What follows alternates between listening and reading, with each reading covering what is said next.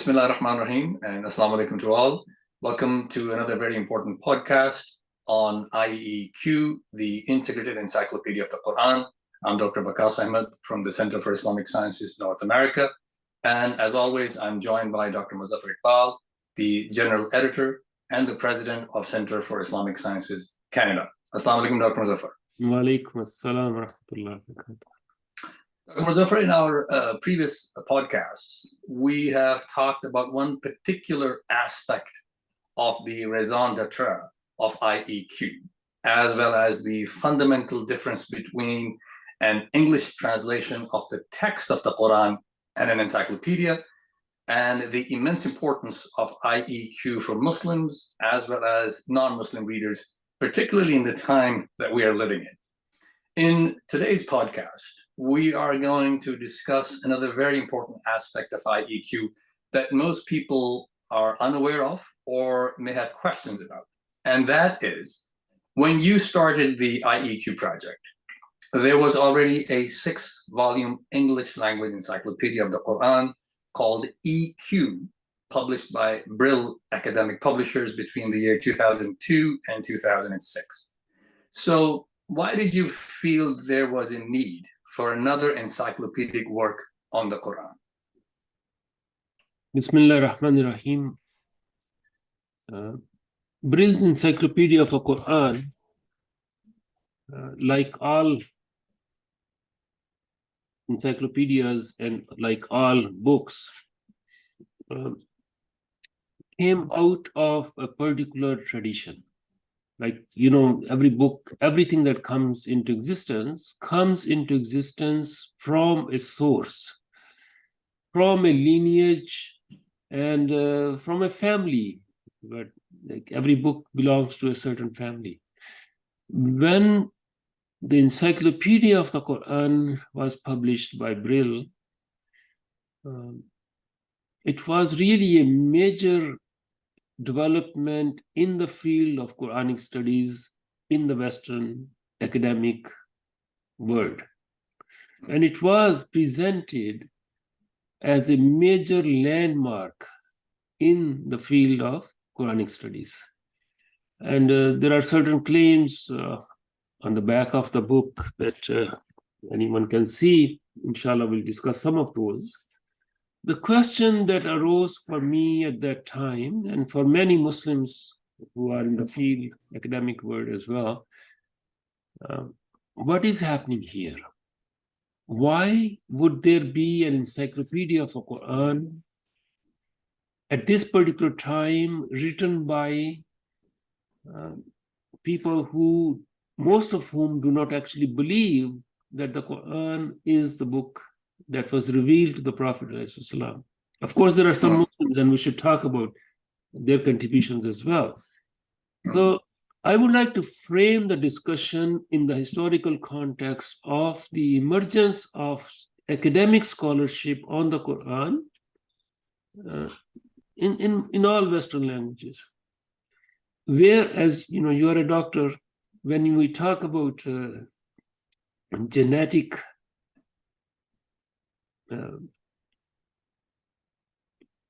history, when we talk about certain races, certain cultures, everything goes back to some kind of lineage. The lineage of this work goes to where? Where does it come from? Who are the people who are writing this? Who are the people who are telling the world what the Quran says? These are, number one, the missionaries of the 19th century.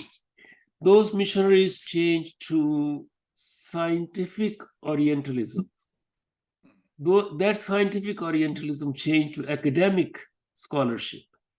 So some of these articles, some of those older people are still from that background of missionary background. As you will recall, there was a major onslaught on the Hadith literature.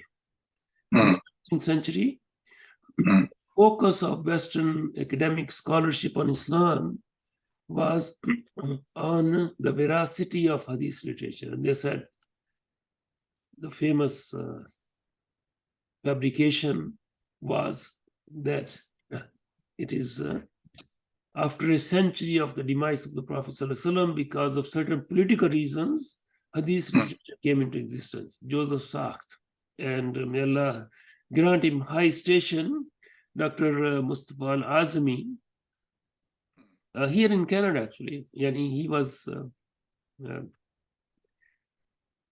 part of this major counter narrative about the Hadith literature. His book on early studies in Hadith literature is the fundamental correction.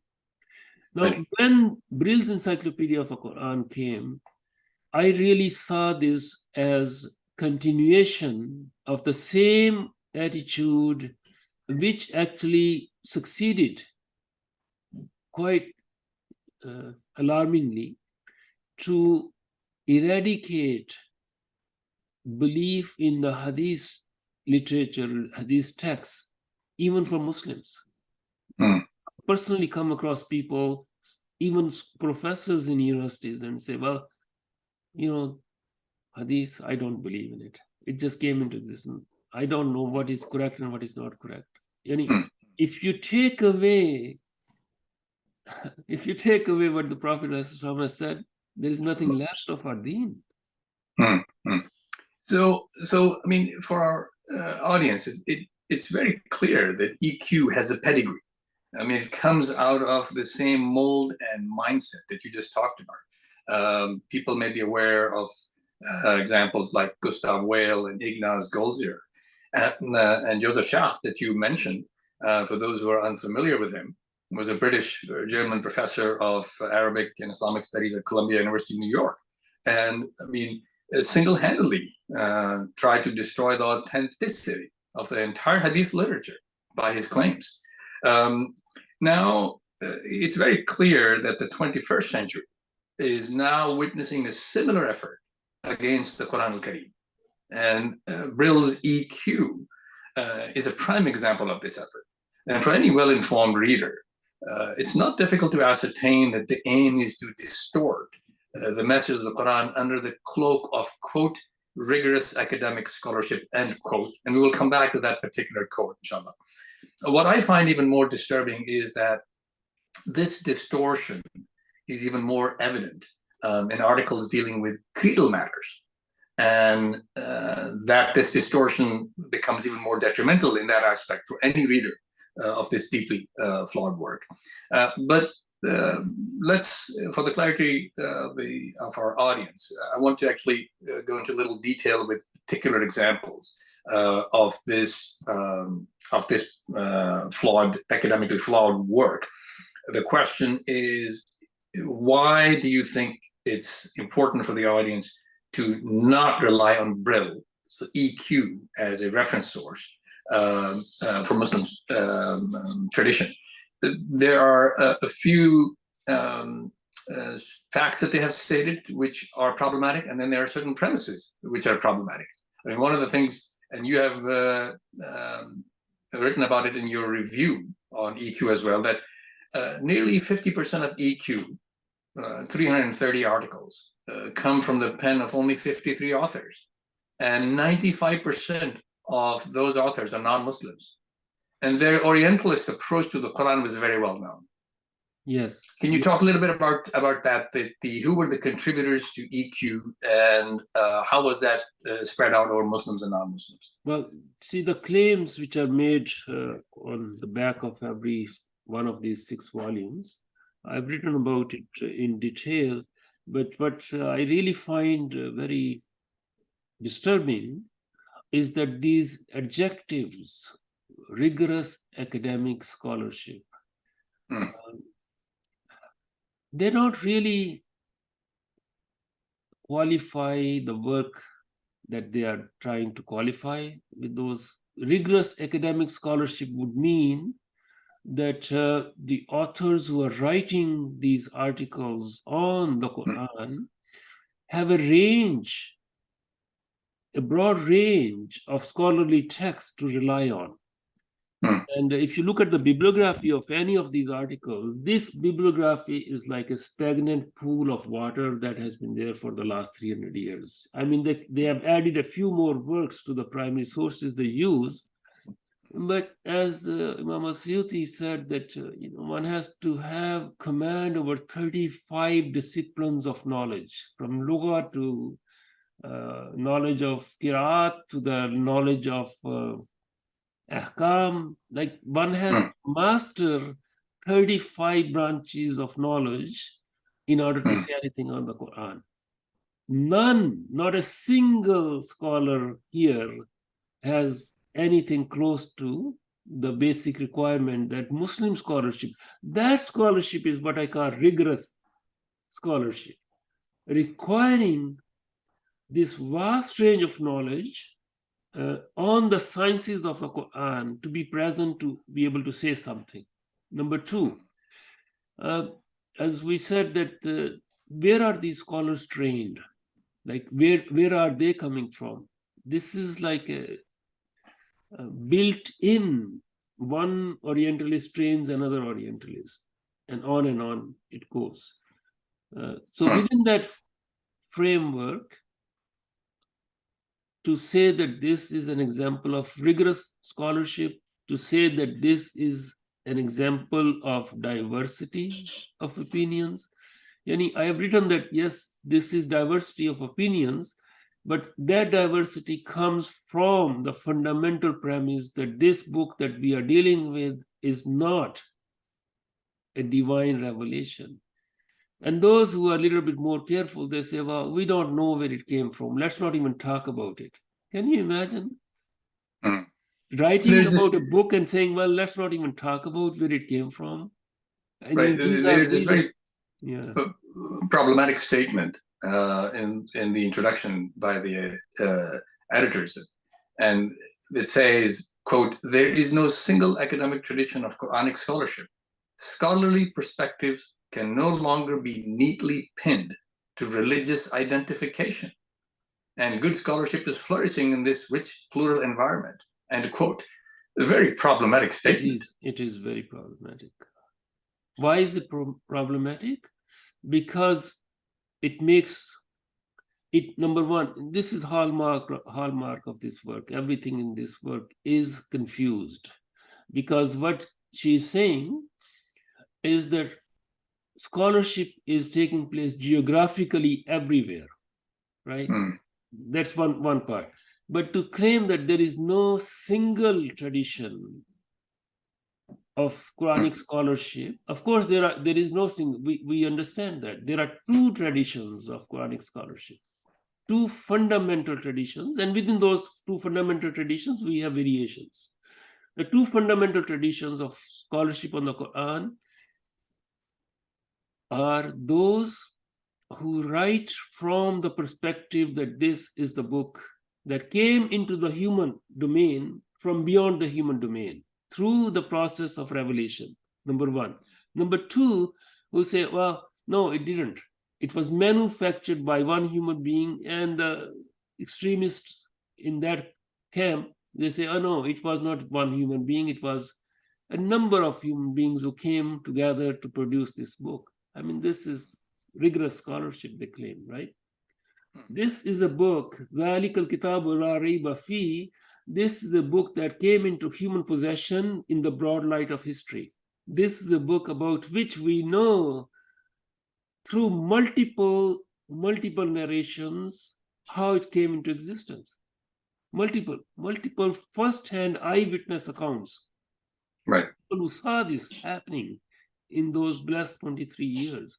Now, those two traditions are like two rivers flowing. We need to recognize.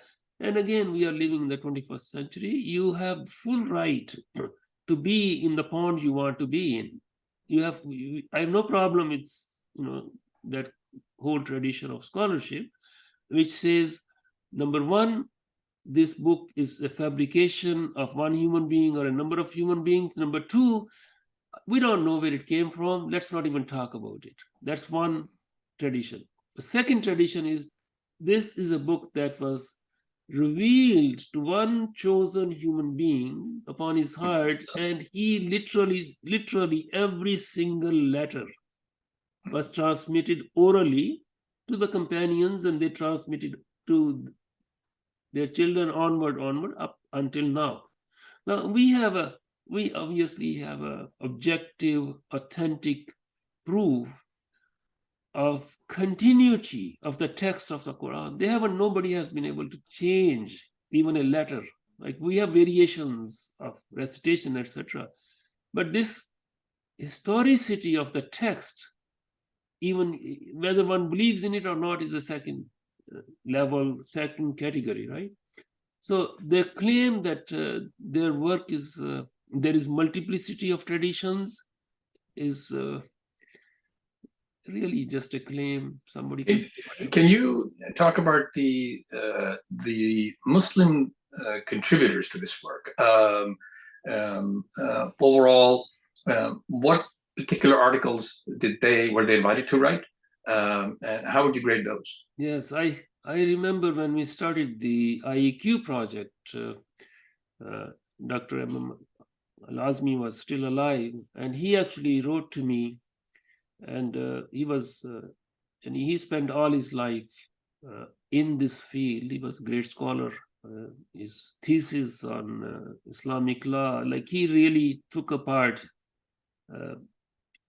a whole generation of Orientalist scholarship single-handedly. It's a fundamental work that he did. But he wrote to me that I was invited to write an article on urine. And I said to the general editor, who is writing on Tawheed? Who is writing on the Prophet ﷺ? Who is writing on the Qur'an itself? Like, why are you inviting me to write on urine? Who is writing on the major themes of the Qur'an? And if you look at the work, if there is an index of, in the 6th volume, you have the index of authors and everything. Who is writing about revelation? Who is writing about the Qur'an? Who is writing about the Prophet ﷺ? Who is writing about fundamental concepts of the Qur'an? There are those who do not believe in the book, right? Now, the sad thing is that, not sad, but this is the time we are living in. What we do now, just like we have this hardwood flooring gone and fabricated material, we have a layer of so-called authenticity and diversity put on everything now. But those who are in the field, they know if you are inviting a certain Muslim who is known for his or her beliefs, you will get this product from him. They wouldn't invite Dr. Muzaffar Al-Azmi, for instance, to write on the major themes of the Quran, because they know what he will write would not be acceptable to them. So there appears to be a very conscious effort. It's always, you organize a conference and you know who you are inviting, what are the opinions being held by that person, right? You know already, you know the field. So this is a conscious, well-planned effort. Why? The question is why? Why now? Because the last thing left now in this world, the last thing left, and inshallah it's going to stay until the day of Qiyamah. They try to blow out the nur of Allah subhanahu wa ta'ala, but they cannot. They tried to destroy Muslim belief in hadith, and they succeeded to a large extent, like most of the educated Muslims who have gone through this education system. I shouldn't say most, but any trend has reversed. But 19th century was really the high mark of even people like Sayyid Ahmad Khan in India. Like our leaders, these are the people who are held to be a very high degree of respect. They didn't believe that. They said, because they were not trained, they didn't know anything about the vigorous and rigorous scholarship that we have in our tradition. And he just people like Imam Bukhari, Allah have mercy. You need to travel for years and years to meet one person who had actually heard this saying of the Prophet ﷺ from another person. Yani this is extra. This is extra. I mean, these claims of pluralistic perspective and claims of impartiality are completely bogus in this work. Yes, they are. And unfortunately, take the example, concrete examples. If we could look at this article about the first revelation, the text, I have it quoted in that review. They say, according to the consensus of the Islamic tradition, the first revelation came on a piece of cloth. Now, every child knows, every Muslim child knows how the first revelation came. Where did they find this? And to make a claim that according to the consensus of the Muslim tradition, like this is rigorous academic scholarship. Consensus of the Islamic tradition is that it was Iqra, Bismi Rabbikal Ladzi Khalaq.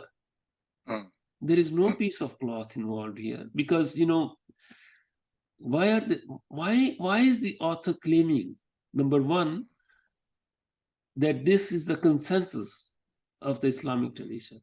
Like where is the proof of that? Number two, this is a mursal tradition.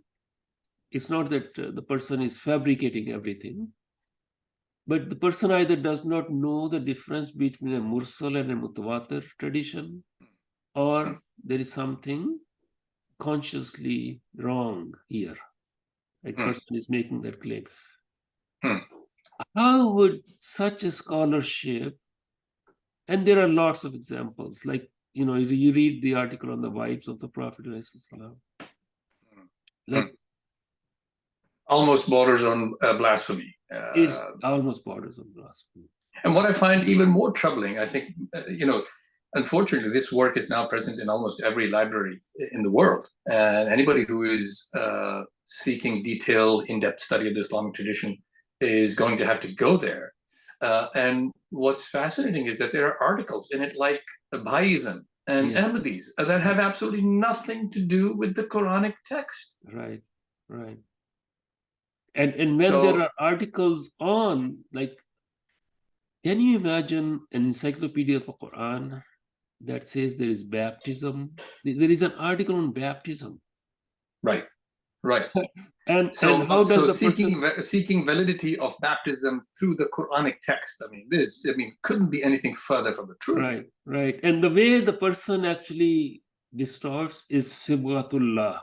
Right. Sibghatullah. Right. The color, right? So the person has to, and what I really find fascinating, not fascinating in the positive sense, many articles begin by saying, oh, there is nothing in the Quran about this. There is nothing in the Quran about it. Some articles begin by actually saying, as if this was encyclopedia of the Bible.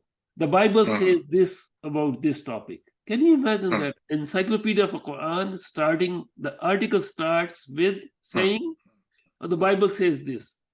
Now, one thing that I really want to point out again, this is very important for Muslims to understand, that the Bible, what is the Bible? The Bible, when we say the Bible, we mean the Old Testament and the New Testament.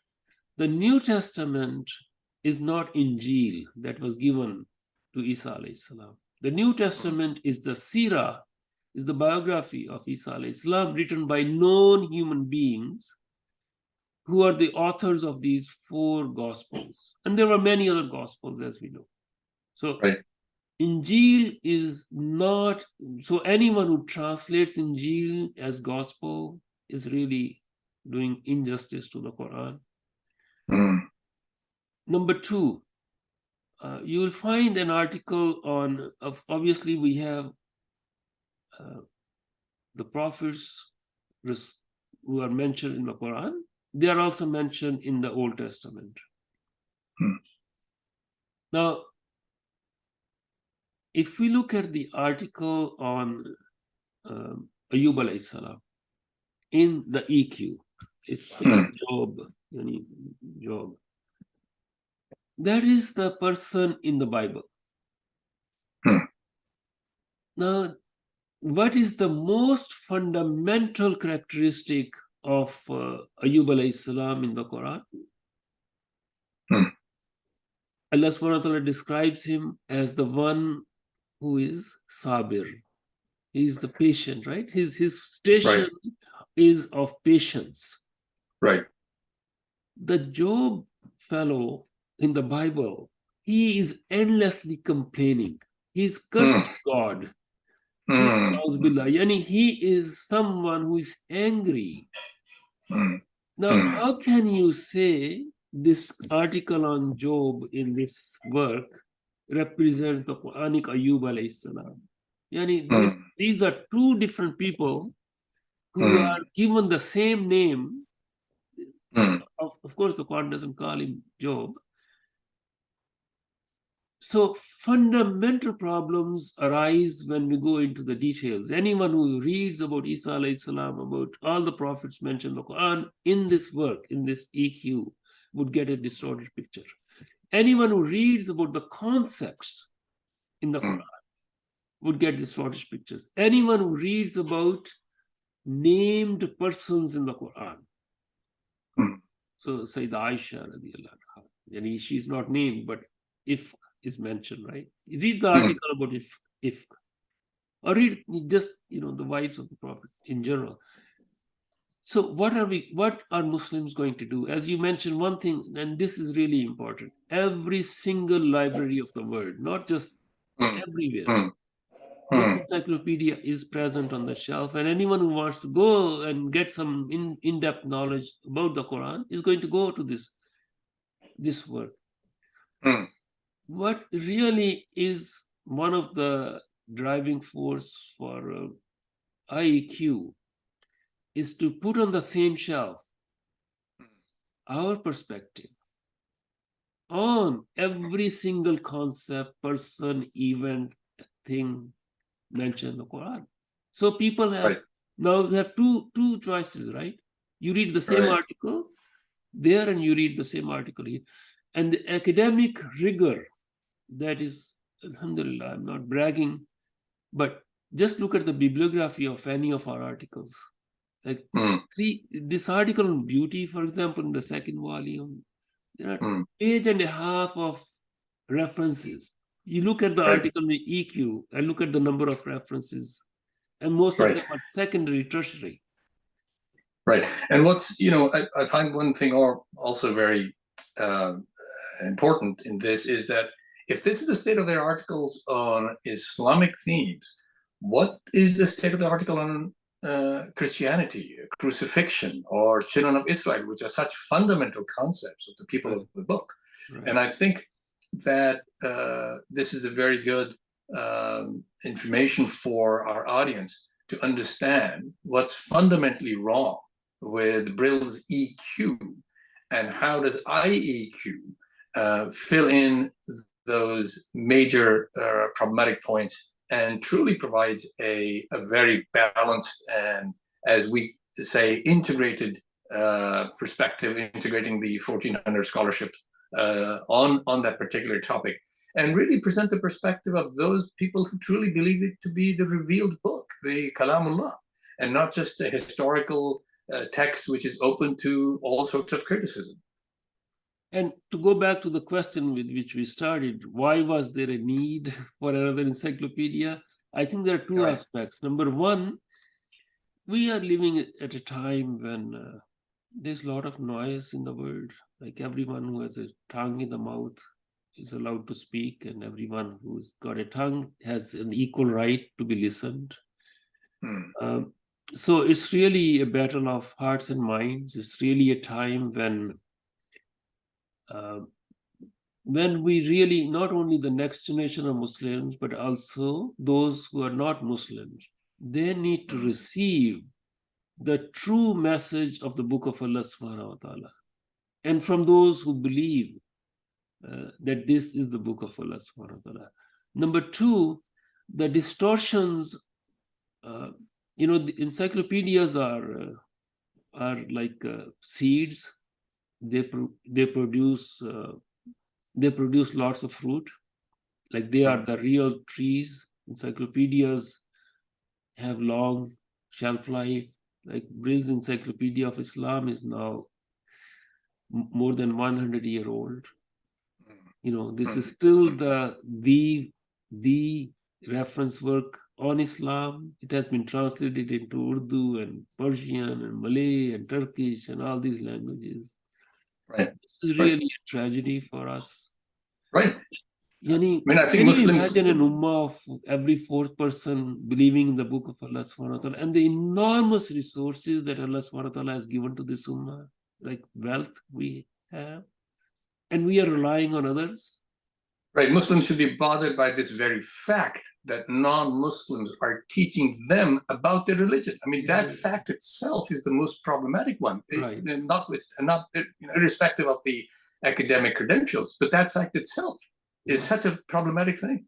It is. It is. It's like, you know, subhanallah, this is shocking. In this time, 1914, one can imagine, okay, you know, there are Muslims are colonized, they don't have access to, they don't even have access to their own books. Right. Everything has been decimated, 300 years of sleep and destruction. But now I don't accept it. Like, this is not right.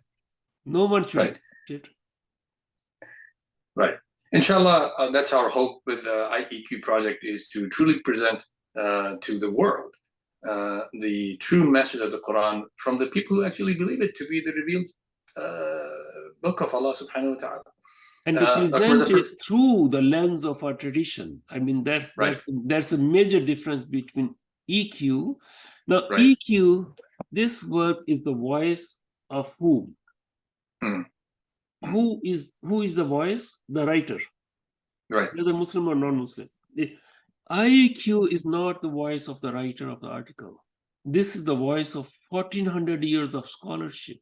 This is the integration of that knowledge which is present in our sources. Right. Major difference. Because it's a voice of a tradition, right? Because they believe. Now, if you put Imam al-Tabari, Imam al-Baydawi on the one pan of the scale, and you put some Andrew Rippin on the other side, he's gone now. But if you put him on, like, what is the comparison here? You know, I must mention this. Andrew Rippin wrote a review of the first volume of IEQ, right? And he said, this is a work which we cannot ignore. This is a work of scholarship which we cannot ignore. But, look at his but I just wish that the editors and the writers would have taken into account more recent scholarship on the Qur'an. What does he mean by that? He means his own work. He means the work of his colleagues. This work, he means this work, which is so utterly flawed compared to what we are doing. So these are two different rivers which have been flowing right from the time of the revelation of the Quran. From the revelation. The Quran, Allah subhanahu wa ta'ala sent the book as Al-Furqan. Right? It just separated. So right from that until our time, we have two distinct rivers of whatever value we want to give to their scholarship. But I just want to emphasize that these two rivers, they don't match, they don't combine. It's not that you can mix and match and take some water from here and take some water from there. Ibn Sirin, may Allah have mercy on him, he said that be careful where you get your knowledge from, because this is a matter of your deen. Be careful where from where you get, because for us, it's not just empty scholarship, like what we believe, this is a matter of, it's a matter of great importance, because we are going to see this, right? This is really something for Muslims. Dr. Muzaffar, thank you very much for this very detailed and informative analysis on this deeply flawed work by Brill called EQ. And the evidence, I think, is enough for readers to understand that they should absolutely not rely on this work for anything. I think that people should not read this work at all. And inshallah, IEQ will provide them the real, well-informed, grounded in the Islamic tradition information that they're looking for. And that's why we are so focused on producing the remaining entry as well. And we are anticipating with great hope the coming out of volume 2, inshallah, very soon, in the next month or two. And particularly the articles in volume 2, which address so many of the current issues in relevance to the Western world and Muslims in the West. I hope the audience has found this podcast to be informative and helpful. We will have links to Dr. Muzaffar's review on EQ as well, for those of you who wish to read those. We will hopefully be joining you again for future forecasts on individual entries on IEQ. Thank you very much, Dr. Muzaffar, for your time. And thank you very much for joining us on this podcast. And assalamu alaikum wa rahmatullahi wa barakatuh. Assalamu alaikum wa rahmatullahi wa barakatuh.